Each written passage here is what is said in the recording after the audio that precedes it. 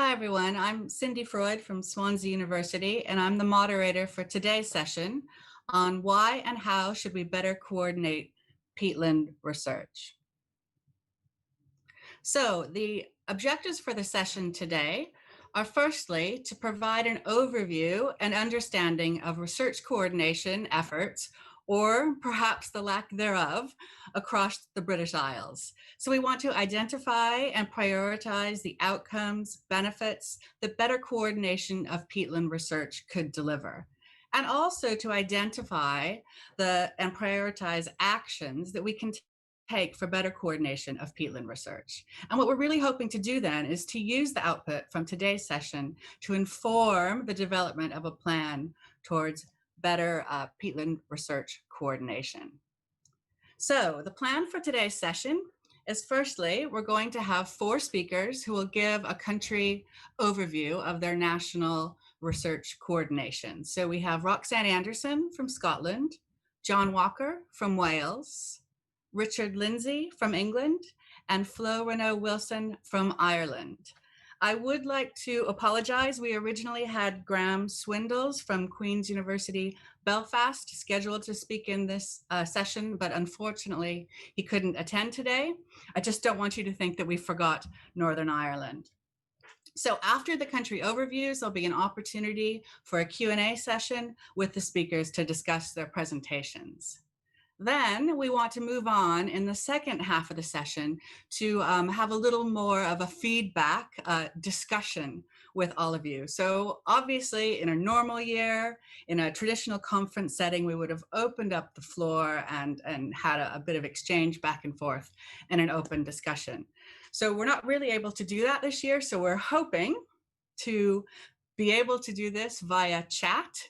Fingers crossed. We're not entirely sure how this is going to go, but we're going to do our best because we really want some feedback from you on what your thoughts on priority outcomes and actions are to deliver better research coordination.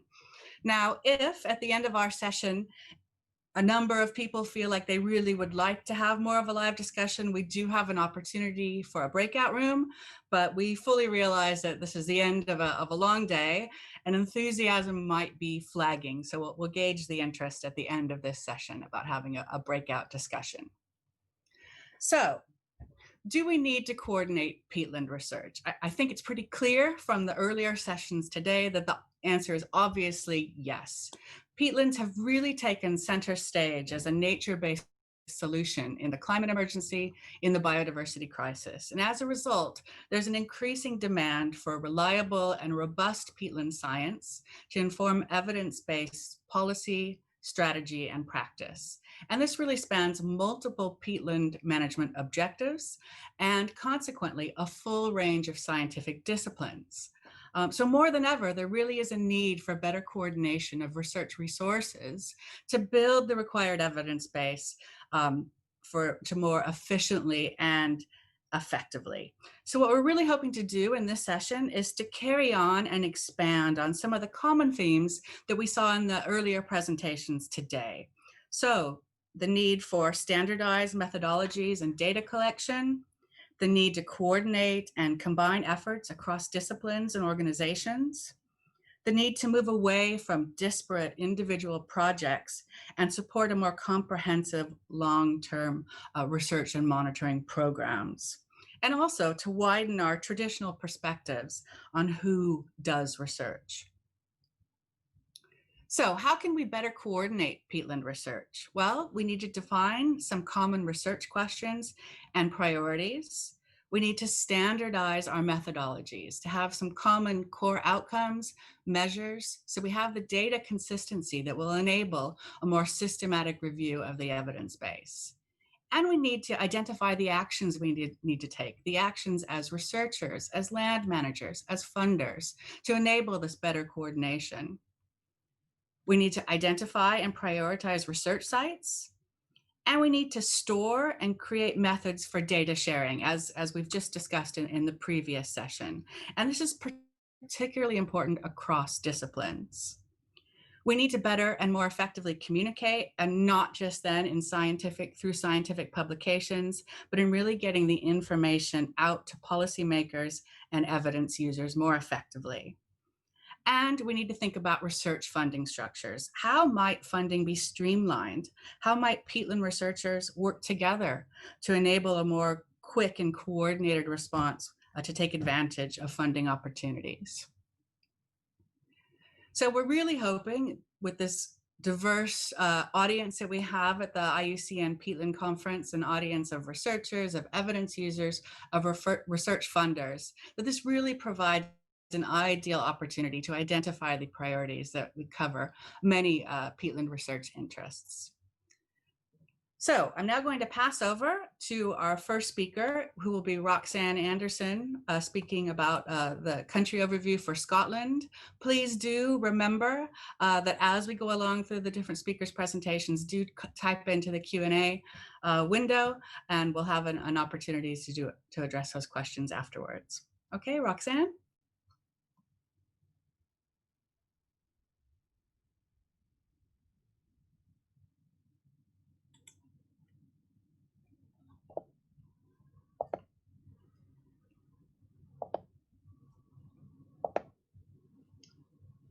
Okay, nice to see you, everyone. This has been somewhat challenging for me as I'm currently moving houses, and I'm between houses and between internet connections. So I'm very, very happy to finally have been able to come here and do this presentation. So John asked us in preparing the session to discuss a little bit about initiatives that had been going on at the country level in Scotland, in my case, about the coordination of research. But I think I wanted to go a little bit beyond just the coordination of research and highlight how the coordination of the policy, the research and the practice really had to go hand in hand to be able to deliver really big changes in Peatland, not just research, but management. And so in Scotland, I suppose we have the advantage of having been maybe the first of the countries to try to do that. So we have a little bit more experience than other countries in the UK. So the Scotland's national peatland plan was the first kind of national strategy on peatland management that was published and prepared by Scottish Natural Heritage, now Nature Scot. And that was really the first time that there was a very bold vision about improving the management of peatland at a global or national scale to fulfill global objective of climate mitigation and biodiversity protection. And that was kind of going hand in hand with the same kind of a government-led national restoration scheme. So a very good example of where, you know, the ambition was matched by action on the ground and funding to go along with that. As the progress in peatland action and the kind of uptake of the project slowly took pace, the next steps of this vision was laid out into the Scotland's climate change plan, where there was this even bolder ambition to have 250,000 hectares of peatland restoration delivered by 2032, which was matched more or less by an announcement of long-term funding by the Scottish Government of 250 million committed over the next 10 years. And if you do the math quickly, that gives around £1,000 per hectare of restoration pledged funding. So that's kind of a really, I think, a good example of a country taking decisive action in terms of the action plan, but also underpinning it with some actual money and funding. However, and I think that's really, really important, this is also underpinned by a very, very strong science policy interface. And as the National Peatland Plan was developed, there was also behind that the kind of the shaping of what was called the National Peatland Group. And the National Peatland Group is a group of stakeholders that includes pretty much everybody that has an interest or a stake into peatland management. And the group meets on a semi-regular basis. We've met much less often during COVID times, but The idea is the group is to provide a forum to discuss relevant issues at the national scale, to review and provide feedback on national framework, policy documents, or a report commissioned by the Scottish Government on issues regarding peatland. It also helps to identify some of the priority areas for policy and research integration. A subgroup of the National Peatland Group is the National Peatland Research and Monitoring Group, and this is a group I chair, and the group involves peatland researchers from both academic, university and non-academic backgrounds. And we also meet on a semi-regular kind of a number of meetings a year. And the idea of that group is that as a group, we scrutinize the latest evidence that in all the research activity that is being funded, being developed. So we keep a tab on what's happening. We review and feedback policy briefs. So we often are asked to provide comments on policy brief or reports coming to us to provide a bit of a higher level view. And we also support decision making about core national research infrastructure. And I think that's a really good example of where this group, which is collectively achieving something that none of the individual would be able to do, has been really important. And the group has a direct link to policy so that we have a very good channel of communication. And just to give you an example of the how that actually works is something that I've been involved with through the National Peatland Group quite recently. So at previous meetings, so that, to take you back, at the very top, we have here the research-led review highlights key gap in empirical data for greenhouse gas emission from UK peatland. That's referring to the PS report that was led by Chris Evans about implementation of UK emission, so kind of refining the emission factors for peatlands. In that report, there was a number of indication about key gaps in empirical data, that we had very few points on the ground where we had data coming from particular types of peatlands. So at the National Peatland Group and the National Peatland Research and Monitoring Group meetings, we discussed what were the implication of those gaps for Scotland and then how these gaps could be filled. The recommendation was that we really needed to have a bit more infrastructure. And in particular, eddy covariance towers that are kind of the key infrastructure to monitor greenhouse gas emission at kind of bigger scale.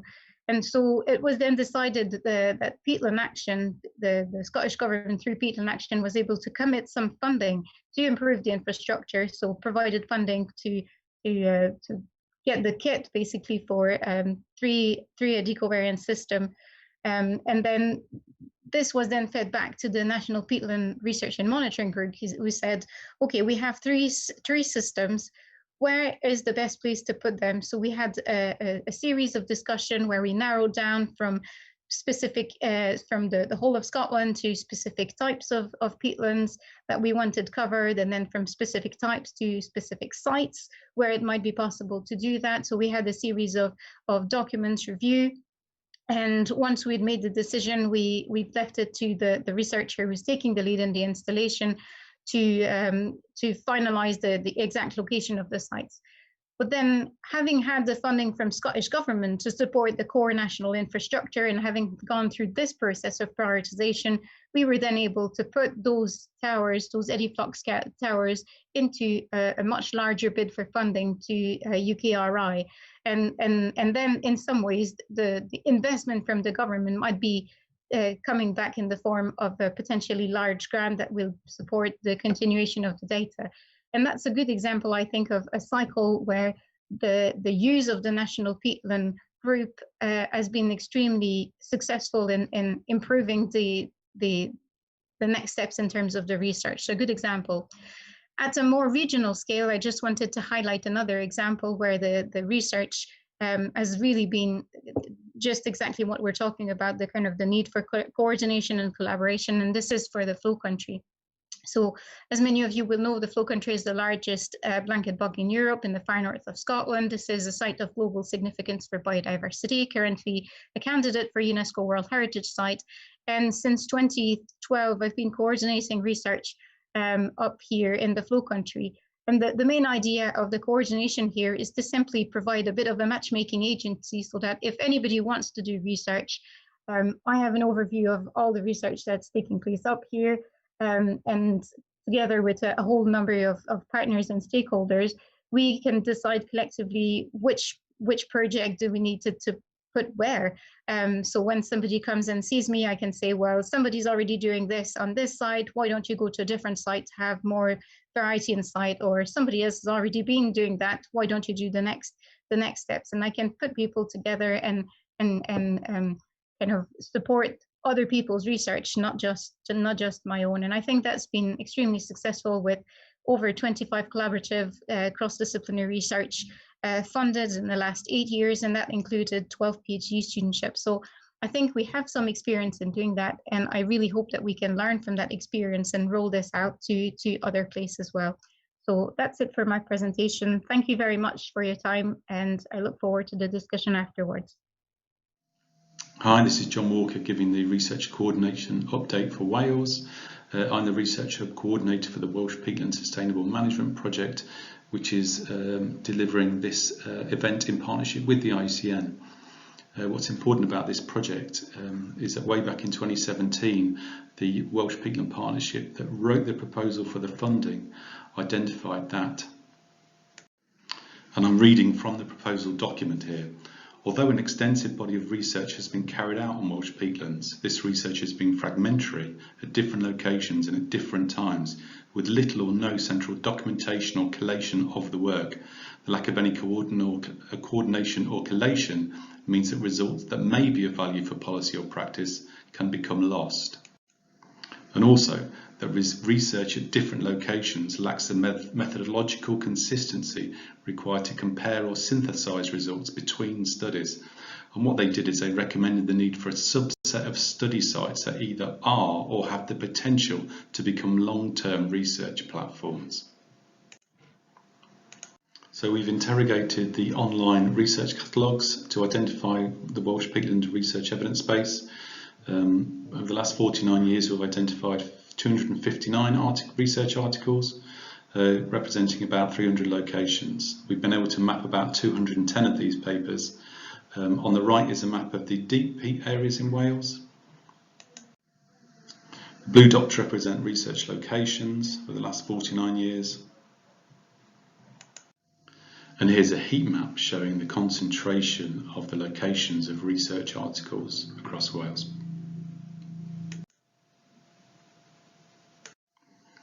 Just graphing up the number of scientific articles undertaken at different sites in Wales.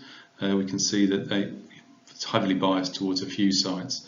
The Mignite, which is a blanket bog site up in North Wales, Pimlaman in Mid Wales, which is shallow peat deposits really, and Cwsfochno, a lowland raised bog site in West Wales.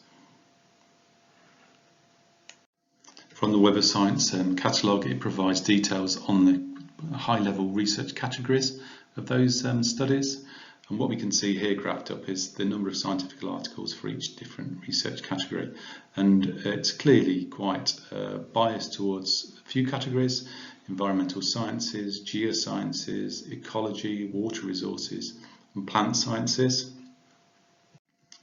Some big issues facing Welsh peatlands in terms of forestry have low abundance of articles, and also kind of new techniques in peatland research, remote sensing. And we can also see on the right hand side that topics such as microbiology, entomology, even ornithology are kind of a low representation in Welsh peatland research. So this evidence base will help us develop a Welsh peatland research network. The research network, we really want to be a partnership initiative in all aspects of its development and running, so include evidence end users and researchers at all stages. And we want this to add value and ensure policy relevance by providing baseline and consistent data collection across representative sites for timescales relevant to peatland recovery and environmental change.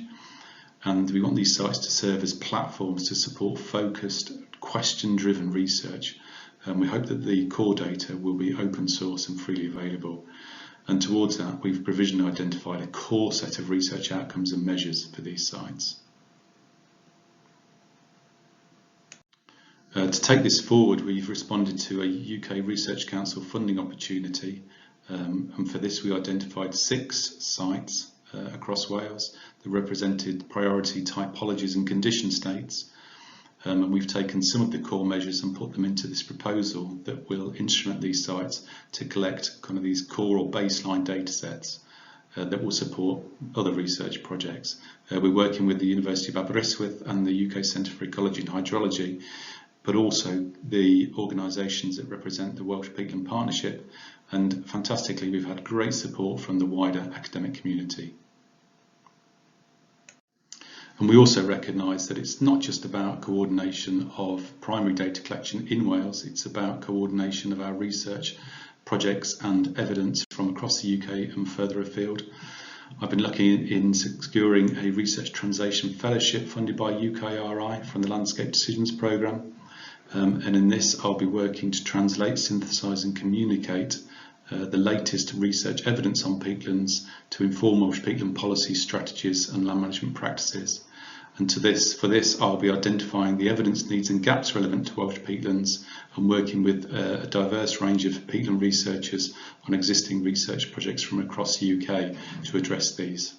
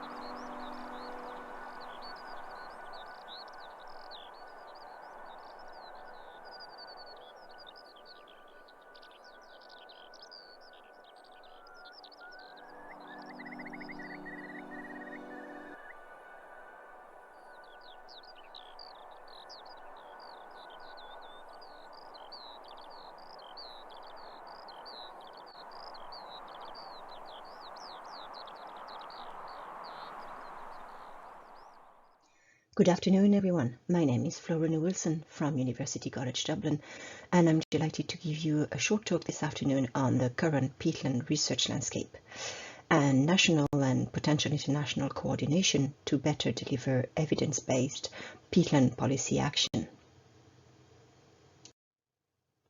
In 2015, Ireland saw the birth of its first ever peatland strategy, which, with great labour, was developed in partnership between relevant state bodies and key stakeholders through the Peatlands Council. It is underlined by 25 key principles and commits to the undertaking of 32 actions across various sectors and themes, including research. Since then, a lot has happened, not least the Irish Peatland Stakeholder Theme. And as you can see, it is quite an extraordinary web of groups of people and organizations who seek to deliver a common goal of managing peatlands, if not sustainably, at least responsibly. This map is remarkably very busy, but you may recognize the lack of links between the main actors represented here in different colors. In fact, one of the main barriers identified in a recent survey we carried out for the Irish Water Forum was the lack of transfer of research knowledge and especially data and guidance to other actors in this map, not least the local communities and landowners.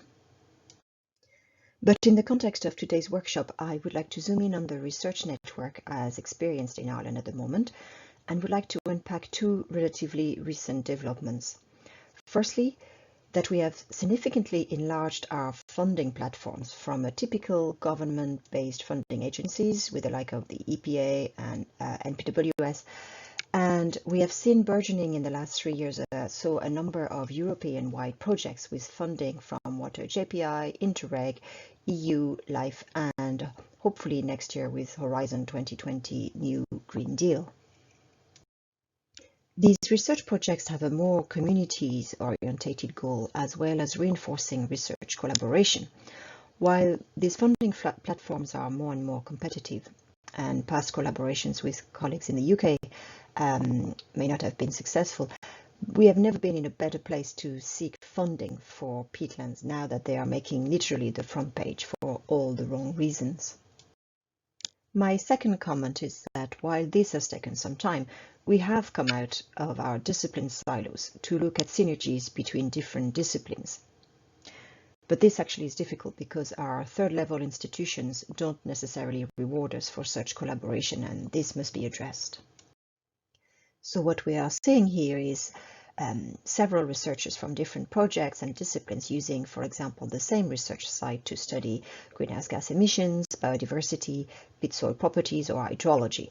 And it is hoped that these could form part of a network of international monitoring sites. Still, we're far from a joined-up research network, and we can and should do better in the future. We need to share our experience to help improve our national and international collaboration, spreading ideas that have worked in other neighbouring jurisdictions, for example. The Peatland Hub already developed in the UK seems to be what everybody is screaming for. So let's hear it for all the peatland scientists out there and help share our knowledge. Thank you for listening. Okay, well, thank you very much to all of our speakers. We have a number of questions coming in on the Q&A, so I think I'll get straight to those. So the first question we have is, do we need to develop peatland-specific metadata standards, e.g. peat classifications, depth measurements, methods, spatial accuracy, etc.?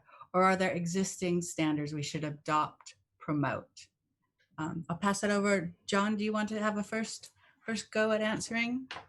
I think we absolutely do, and I think that's the work that Mark Reed and colleagues are trying to push forward at Newcastle University. I think once we identify core outcomes for our peatland research, then we can identify the core measures that we're going to use as a community, and hopefully adopt those across the national research projects. So I think the adoption of that particular initiative will see definite progress towards kind of standardized reporting.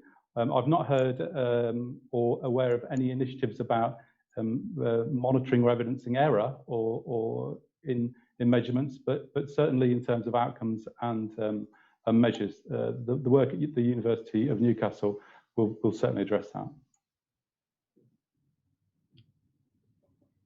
Anyone else? Roxanne, do you have an opinion on this one? No, I was going to answer very much the same thing. I think in terms of core measures and core outcome, Mark has been doing quite a bit of work on this already. And I guess the nuance I would put here is that for monitoring and reporting, yes, we do need to have this kind of way of making things comparable. And that means having the same frequency of measurement or units of measurements. But for research, that might be different, because you can't develop new ideas and you can't develop new things if you always use the same, the same methods. And I think that we need to maybe make a distinction between monitoring and research. And I don't think the two are incompatible. I think that, some of the research could make sure that some of the measures are, again, using standardized methods and approaches. And I think a good example of that is, eddy-covariance flux data, that if they're done to a certain standard, they can go into the ICOS repository and things like that. But I think that, yeah, I agree. I think there's a lot of work going on already, and I think we just need to build on that work. Richard, do you have something to add on standardizing the methodologies? Yes, I think the point about data gathering ultimately comes down to why you're gathering it. What are you seeking to achieve? And so, as Roxanne has very rightly pointed out, there may be different purposes for data. So if you're trying to establish the good condition or poor condition of a peatland system, that might be a different set of monitoring data that you would need to establish compared with the sort of data you might be gathering for an innovative research paper. So in some ways, the more important question is, can we standardize particular data types for defined purposes? Great, thank you very much. I think we'll move on. How about Flo? We'll ask you the next one, which is, here's a question that's come in, which is, how can we secure long-term peatland research sites? There's a real issue of valuable sites and all the data being lost. Anything out there already for UK sites? And we've had some other comments about this idea of, is data being lost? So.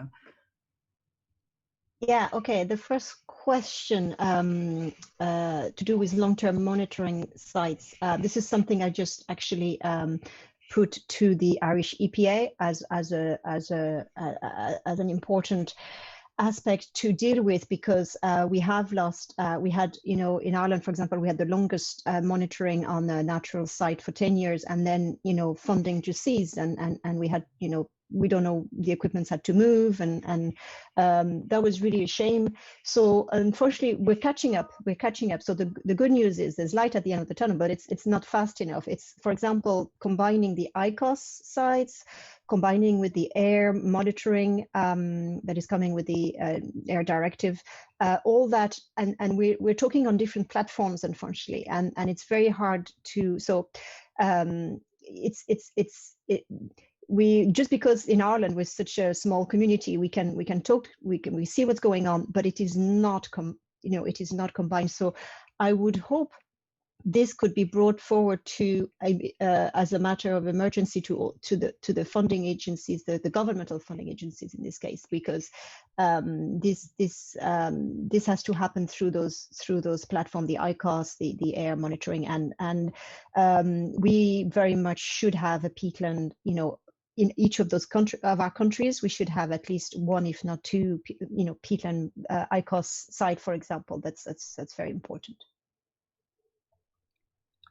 If I could just make a practical point, I have a box full of 5 1/4-inch floppy disks with data that will never be read because no one has a 5 1/4-inch disk reader anymore. Fortunately, the same data are also on paper sheets, paper data sheets, and they're in a box file. So we can still access the data.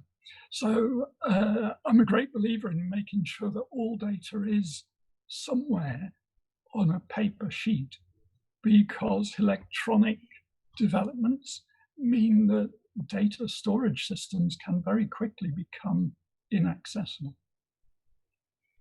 So Richard, to follow up on that, how do we encourage researchers or to go and explore these archives of data when we think about how funding works? And you're oftentimes, you're going in for your new research project, and that's what you're collecting data on. How do we make sure that people are taking advantage of the wealth of data that does exist? Yeah, that's a tricky one, partly because of staff turnover. You can have a data manager who develops a wonderful database that they understand, but when they leave, it may be almost unintelligible to another data manager. So it's partly a case of making sure that there is adequate documentation of any electronic system, but ensuring that as new staff come in, that they are fully trained in the data storage systems that have been established already. I think that's absolutely essential. I think, it should be the first thing we should be thinking about before setting up any project, any research or monitoring project, is about, the metadata and about the longevity of a data set. And I think, going back to Andrew Miller's presentation this morning, I think a culture change is required where it's almost unacceptable not to share your data set so that it can't be lost going forward.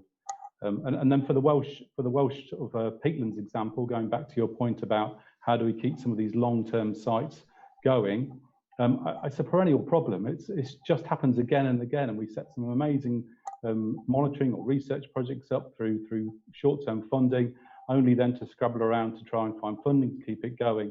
But I think that's the lesson that we're trying to learn in Wales, is about more of a partnership setup of these research sites. So actually include as many and as diverse a partnership in identifying and setting up these sites right from the start, so that you've got, a broad platform of funding opportunities to keep these sites going in the long term. I want to move on to a question that's garnered the most votes here on the Q&A. So what, where, and who do you think the main obstacles are to agreeing on what peat is? Who wants to take a shot at that one?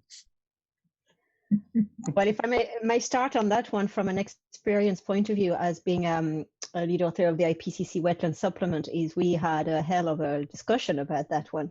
And that's just for the inventory of greenhouse gas. So to define what peat is, and then to discover that in Ireland, for example, we have then the EPA in charge of reporting those emissions are using the IPCC definition, but the Department of Ag are using another definition that they invented themselves because they thought they should.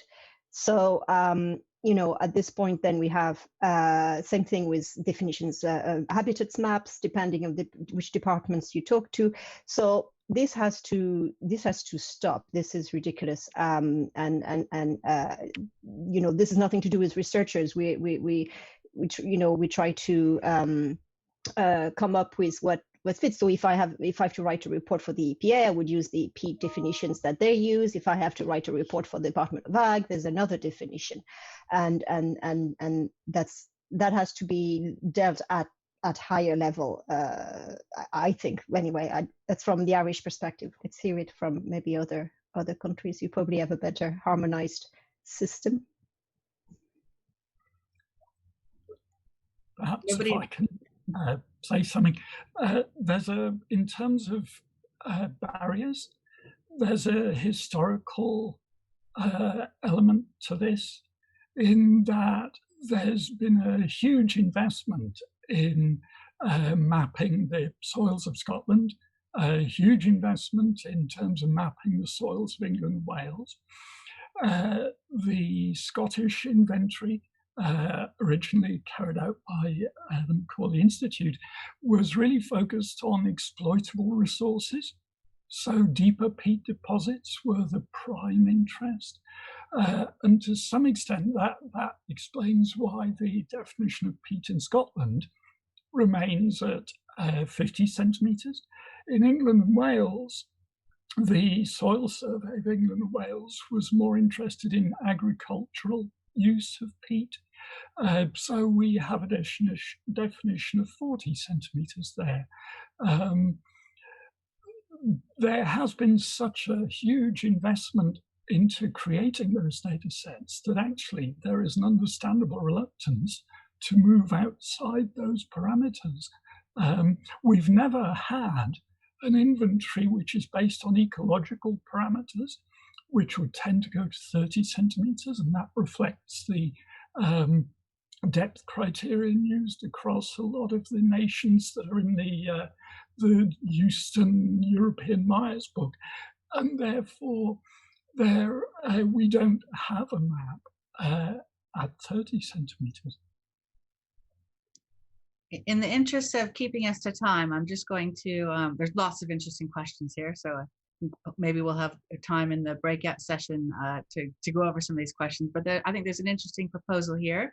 Could we have an IPCC style approach involving a wide range of scientific views that meets regularly to review the peat science and assess its implications and put forward policy advice? At the moment, we seem to have a lot of disagreement, and it's left to non-scientists to work out who's right or wrong. So just, we don't have much time, but anybody quickly have a comment on that, the idea of an IPCC style, approach to peatland science? Maybe if I can, I think this is very much, on a very smaller scale. This is what the National Peatland Research and Monitoring Group in Scotland is trying to do. We're trying to be aware of what evidence is being, published, whether it's a report, whether it's a policy brief, whether it's an actual paper. We circulate it through the group, review it internally, provide feedback, if necessary, invite people to give presentation to understand a bit better, so that we have a means of assessing the evidence. And this is done on a way where it's not about your own personal research interest, it's about, underpinning the National Peatland Strategy. So I think it's very much the approach that we are trying to use in Scotland. But, this is on voluntary time. We're not paid to do this role. We do it on our own time. We have to organize those meetings around other commitments and reviewing those reports around other commitments. So, although this is very much the ambition is to deliver that, there is no actual kind of support mechanism to enable it to do maybe a better job of it. Great. I think in the interest of time, I need to pass over to John now for the second half of our presentations today. Hi, can I share my screen, please? I apologise for any background noise in my from my side. I seem to be knocking. I'm hot desking in a building where they're making off-grid fridges, hydrogen fridges, but they seem to be knocking them about a bit at the moment. So can you all see my screen? I hope you can. So this is kind of the point really of this session. The next session, or the next section of the session, is completely dependent on you. Unfortunately, Roxanne and I stood in 2014 at the IUCN conference in Inverness and had pretty much this same conversation. We presented about joining up the evidence base 6 years ago. And here we are again doing it, which is a fantastic opportunity. We enjoy doing it, but it sort of shows the progress really that we've made. We've had some fantastic initiatives ongoing with the Peak Data Hub, with the core outcomes and methods. But again, I think progress is slower than it should be, and we definitely need to speed this up to get better coordinated, so that we can have it be in the possession of the evidence base that we need as soon as possible. And so what we really want to do is, back in 2014, we didn't have any tangible outcomes from that session. We had a beautiful discussion about joining up the research and having better coordination, but we didn't have any tangible outputs. And that's what we want to achieve in this session. We really want to hear from you about what your priorities are in terms of the benefits that research coordination can deliver, and also the actions that we can undertake to deliver better research coordination. And with that, we want to develop a plan that we can work with the IUCN to develop. And then we've got some evidence to try and get some resource maybe to try and kind of move this whole thing forward much more quickly. So over the next 5 minutes, I really would like to encourage you to submit into the chat window your priorities for the benefits or the outcomes that could be delivered if we were to better join up a research coordination efforts. If you do submit a suggestion, we'll assume that it's conferring permissions to use your suggestion for the purposes of the workshop and resultant outputs, but everything's going to be anonymized, okay? And we will come back and consult with you on anything that we develop. So again, in the chat window, not the question and answer window, if you could just answer that question for yourselves, please. What are your priority outcomes, benefits of better peatland research coordination? It is quite difficult to talk about the outcomes and benefits without talking about the actual actions, but if we could just try and focus on the outcomes initially, and then we'll come to the actions to deliver research coordination in a second. And then what we're going to do now is just go back to the panel. We're going to carry on answering questions while you do that over the next 5 minutes, and maybe pick up on some of your suggestions. Can we go back to panel, please? Yes, I have a question for the panel. I just would wonder what has been a highlight of something that you can really flag up as a turning point in your research coordination initiatives? Where did something really kind of start to bring it all together? Any good examples? I think I can maybe provide an example, if that's okay. So I've been coordinating the research in the flow country since 2012. And initially, I wasn't too sure of what the outcome was going to be in terms of my own time investment versus what might come out of that. And then I think that one of the really, really nice thing that's come about with this is that slowly but surely, the research community has built quite a large momentum behind supporting the Flow Country Research Hub.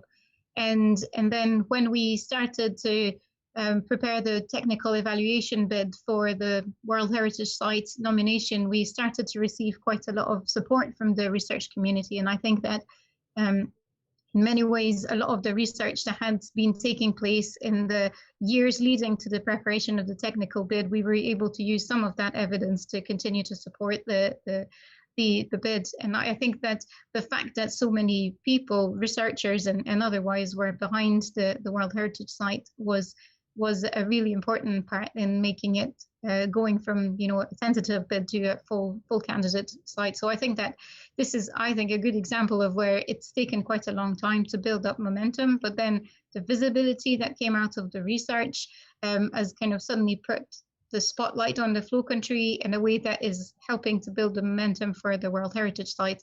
And I think that would have not been possible without coordination and without quite a lot of legwork in the background initially. Anybody else have something they want to highlight from their experience before I move on to some of the we have chat comments just flying in.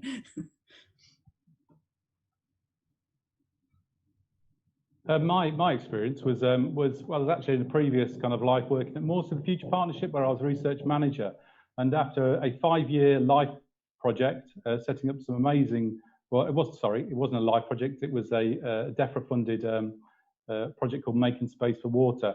You know, we had no resources to keep it going, and what we had to do is fully embrace and submerge ourselves in a proper research partnership with the University of Manchester, because they had got access to funding to keep that monitoring going, to take over those sites and to run them going forward. And it was kind of embracing that collaborative approach, really, and realization that there is just no one single funding source that's probably going to fund these sites over the long term. Well, certainly there wasn't back then. So it was proper collaborative working.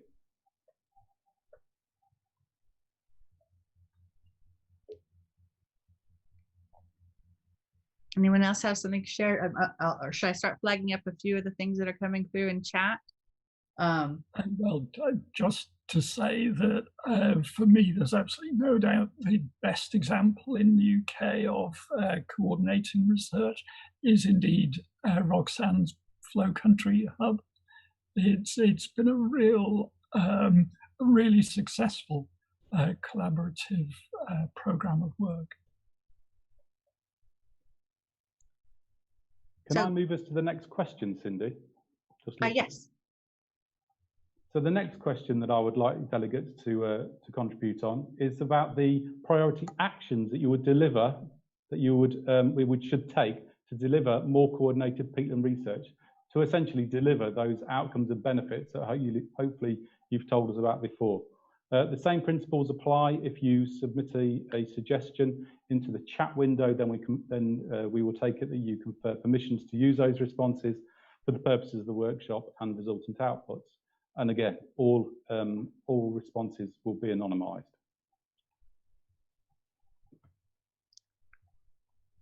Okay. Can we go back to panel, please? Yeah. So back to panel, just to follow up. We did the positives. What were the high points of coordination? What, in your opinion, are the main impediments in research coordination? What do you think is really what's stopping this coordination? We all come to these conferences and we all want coordinated research, but what's stopping us from progressing farther with that? Long-term and consistent funding commitments.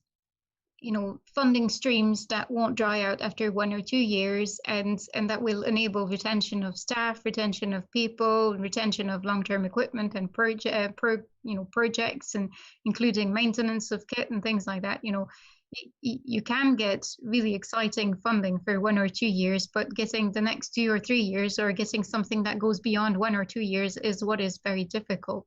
You know, it's impossible to set up long-term research if you don't have some degree of certainty over the long-term funding, because staff will turn over, and then you end up training people, and then they end up moving on to something else, and then you have to start all over again. And I think it's just this certainty or this continuity of funding is one of the difficulties in getting the coordination and the collaboration going.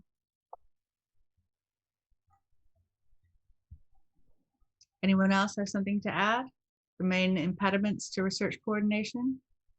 I agree with Richard. I look to Scotland for inspiration. I think they've done a fantastic job in Scotland.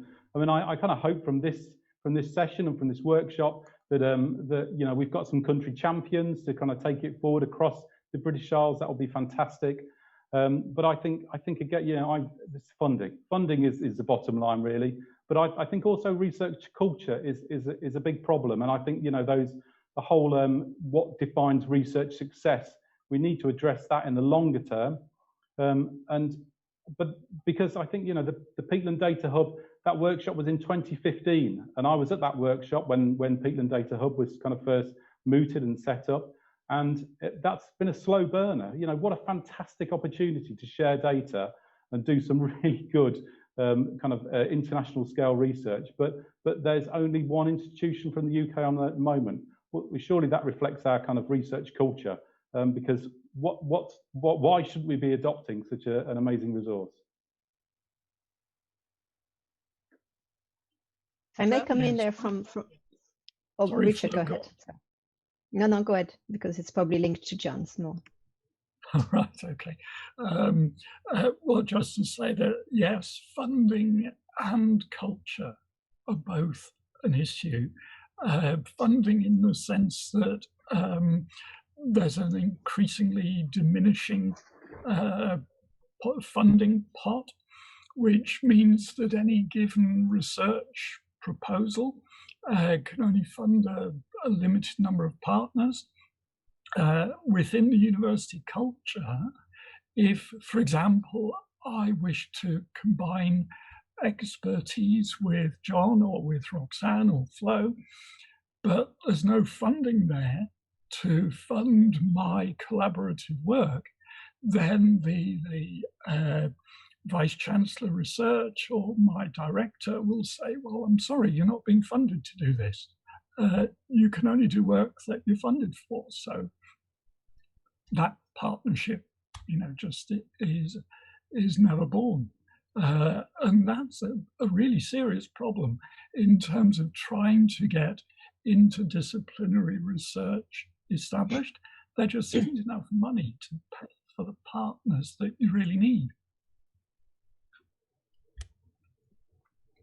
Chloe? Yeah, so exactly. In fact, I was just going to say funding and culture. And I have to say the culture has changed slightly now, slowly but surely. I think the researchers are very keen to collaborate. Well, in Ireland especially, we've been trying to share sites as much as possible and have synergies. The problem we have, I see, is actually our third level education system is not actually helping us at all. It's putting all sorts of barriers, which has to be addressed, as I said in my presentation. It's really, it's really terrible when you say, well, I'm a co-supervisor for a PhD student with another university. You actually get minus points for that if you actually not even it's just not on. I was going to say we have a bigger problem in terms of funding, the science funding platform being eroding slowly but surely away from environmental issues in Ireland as well, which because they are not producing any products, it seems, of value for making money in this economy, and this is also quite dramatic to see, I have to say. And finally, I had one, I think there was one question I just want to say, because I think it was to do with citizen science, and it links back to the barriers.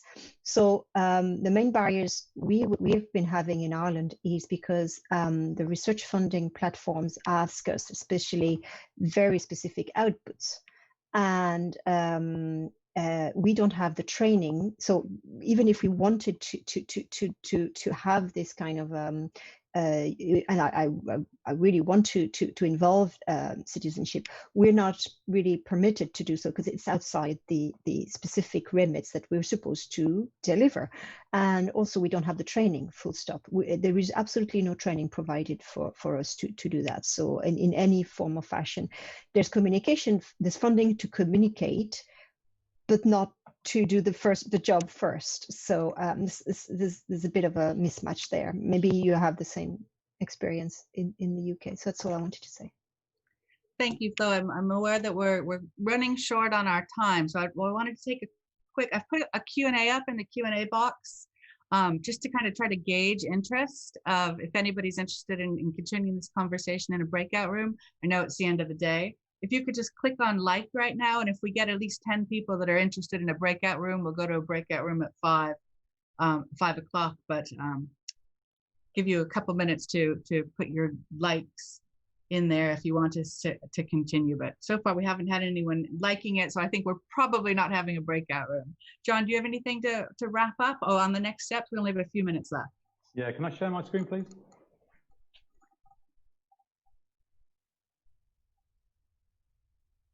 Thank you.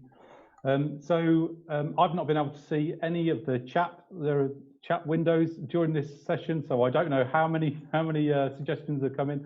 I hope you've all been really productive. But what we're going to be doing now is we're going to collate the responses from those two questions on outcomes and priority actions and summarize those priorities. Depending on how busy you've been, that will be a quick, how busy and how on message you are in terms of how diverse your responses are. That's going to be a quick job, or it's going to be a longer job. If we can do it efficiently, then we can just summarize them. If there's quite a lot of responses and they're quite diverse, then what I'll do is I'll go away and rationalize those and then create them into a voting, a poll kind of structure, and allow you to vote on them over the course of the rest of the conference. I'll work with the IUCN team to set that up.